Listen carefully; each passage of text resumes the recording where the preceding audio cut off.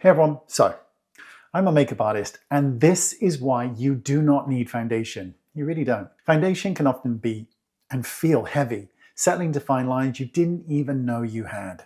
So for a more youthful look, I'll do this instead. Take a creamy concealer and place it in small dots only where you need coverage. Then, this part is important.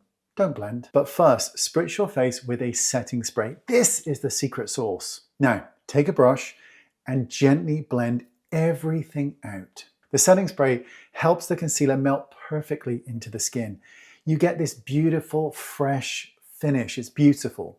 And skin that actually looks like skin, not makeup. It's the easiest way to look flawless. It really is. And because of the setting spray, it will really last.